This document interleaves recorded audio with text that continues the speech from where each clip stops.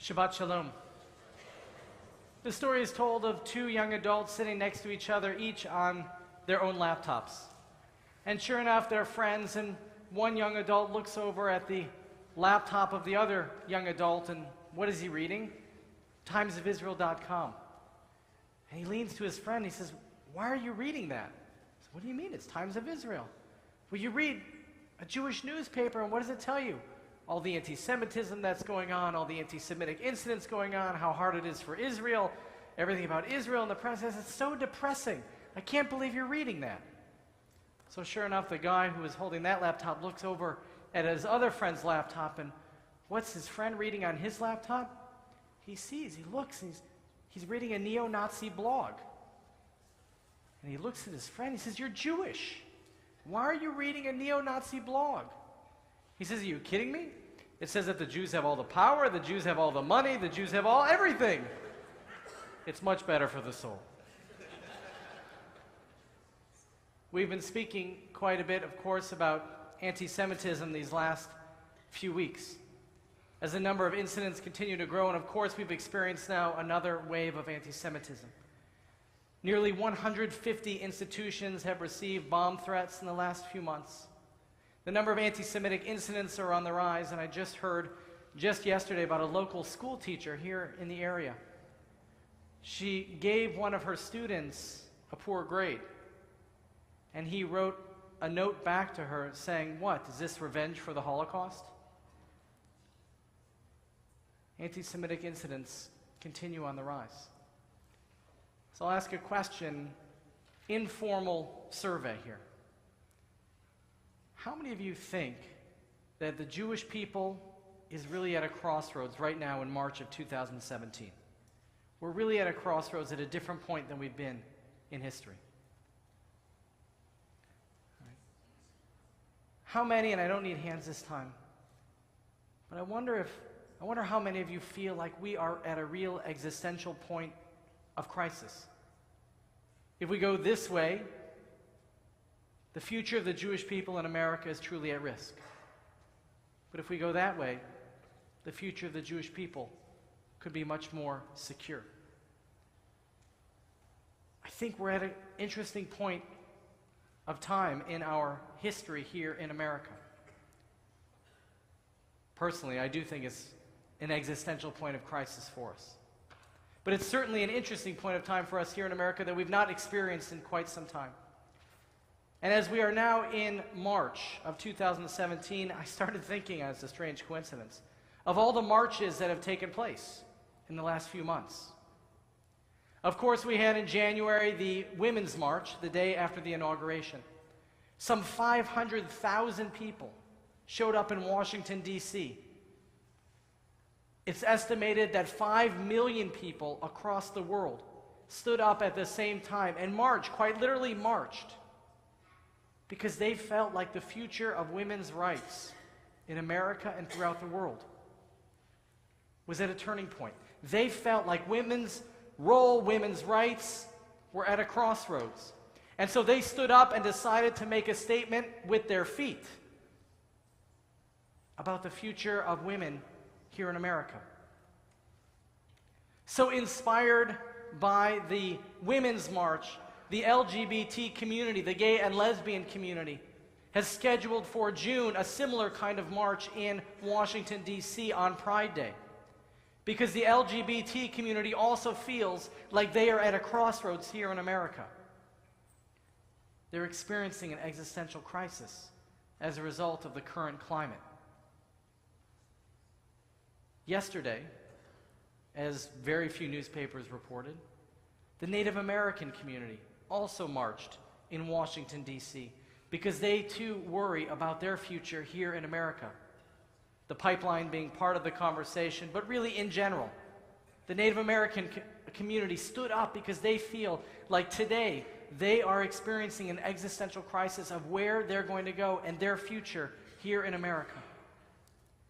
And those are just a few of the marches we've seen recently. Of course, there have been anti-Trump marches left and right over the last several months. There have been pro-Trump marches left and right over the last several months. Existential crises lead to people standing up and speaking out and quite literally moving with their feet in protest, in concern, and in fear for what will happen. Nearly 150 bomb threats in the last several months. A dramatic rise in anti-Semitic incidents. Anti-Semitism growing, expanding. Anti-Semites feeling empowered to act and to speak. How many Jewish marches have there been? How many Jewish marches have there been? Times are changing and we are at a crisis point. And how many Jewish marches have there been? One that I know of. Whitefish, Montana. In Whitefish, Montana, where it's a home of a real neo-Nazi leader, in Whitefish, Montana, they published on one of these neo-Nazi blogs the names and addresses of all the Jews living in town, with the statement something about, now is the time. In Whitefish, Montana, they experienced an existential crisis. They were worried about their future. Their life was on the line. And they stood up and they marched. And thank God many others joined in with them. Are we at an existential crisis here in America? Are the Jewish people at a crossroads? Is Judaism at a crossroads? Now, right now, in March of 2017, what will tomorrow bring? Another wave of bomb threats? And we'll just look aside and say, oh, what a shame. What's going to happen next? Beginning tonight and continuing into tomorrow, we celebrate the holiday of Purim. Of course, we've told the story of Purim many times over to our children. It's a wonderful story. This King Ahasuerus of Persia appoints second in command a man named Haman, a real bad guy with a real ego problem. And Haman enacts an order that everybody must bow to him, to Haman, as if he were the king. And sure enough, he's walking along the streets and he passes this man. We come later to know him as Mordecai. Mordecai refuses to bow down to him, so what does Haman decide to do? Not just to put Mordecai at risk, but because the Jews, they refuse to bow down to any humans. Haman decides, as a quintessential anti-Semite, that all Jews must be bad and all Jews must be eradicated. So sure enough, the edict goes out that on the 13th day of Adar, all of the people of Persia are allowed to go and kill the Jews. We know what happens next. King Ahasuerus ultimately falls in love with Esther. Esther decides to speak truth to power and stands up to her king husband and says, if you love me, revoke your letters, giving permission for these anti-Semites to rise up against the Jewish people. The king says, I don't revoke my letters.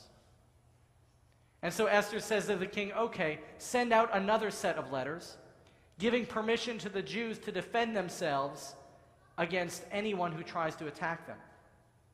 And sure enough, as Megillat Esther comes to teach, the letter goes out throughout all of Persia, giving the right to the Jews to defend themselves against anyone who tries to attack them. And it actually says in the Megillah that not only do the Jews have the right to defend themselves, but they can actually plunder all of the land and property and money of those who try to attack them. And so we fast forward to the end of the Megillah. And it says that on that 13th day of Adar, when the Jews were allowed to defend themselves against these anti-Semites inspired by Haman, that the Jews rose up and killed 75,000 people in defense of their lives. But not one person took from another. There was no plundering. It was merely the Jews standing up in defense of their lives.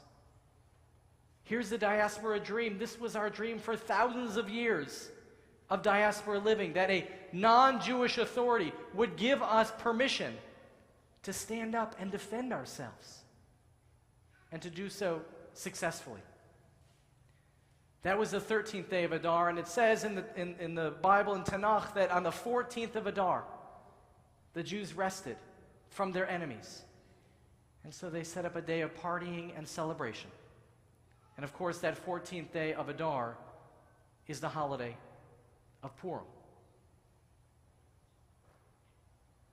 Our ancestors, time and again, experienced an existential crisis. They were worried for their very lives. They were worried what tomorrow would bring.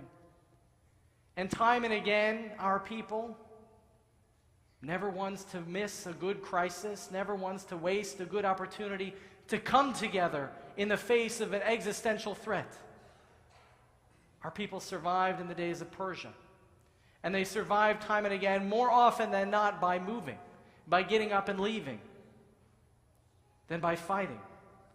But nevertheless, they did what they need to do to stand up to anti-Semitism or to get away from it. So here we are again.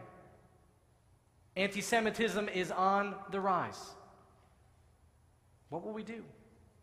Are we just going to turn and look the other way? Are we now facing again an existential crisis and we're just going to shrug our shoulders as if this is normal, as if after thousands of years of diaspora living, this is just kind of how we have to live? Is this what we're going to do? I've seen one march, one small march, in support of the Jewish people and in protection of our future. But I fear, unlike past times, our existential crisis before us, we are unable to come together like we have been in every other generation.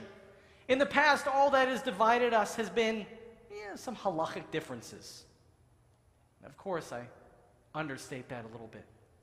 But we've been able to come together. In modern-day America, there is so much that divides the Jewish people. There continue to be our halachic arguments, our Jewish legal arguments. But also in modern-day America, how we support and stand up for the LGBTQ community divides us. How we stand up for women divides us. How we stand up for Israel divides the American Jewish community like never before. And that scares me. Are we going to use this opportunity to come together? Are we facing an existential threat that requires us to truly unite and to not waste this crisis? Because frankly, not only are the Jewish people at risk today, Judaism is at risk today.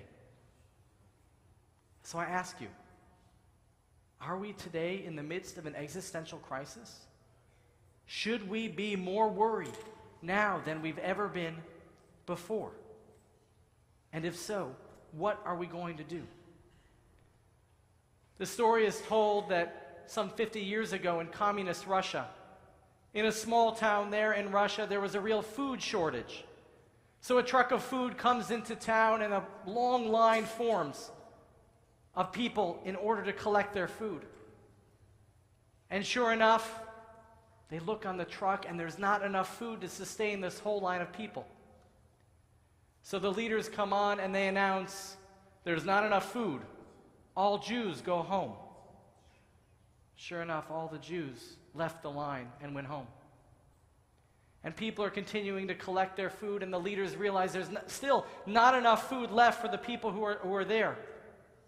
And so the leader announces, all non-communists go home. And so all the non-communists go home. And sure enough, people continue to collect food, and there's still a long line. And there's not enough food to sustain those who are left. And so they come on and they announce, we're sorry, there's not enough food. You're all going to have to go home now.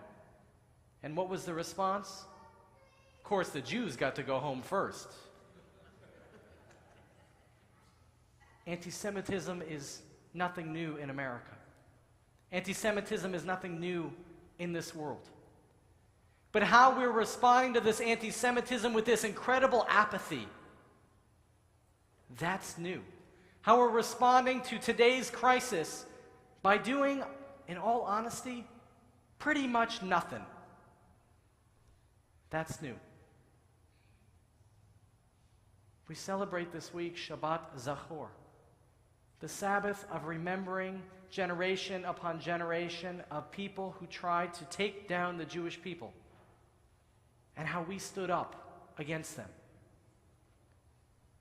This Shabbat of Parashat Zachor, this Shabbat in which we remember Amalek, and we remember Haman, and we remember Hitler.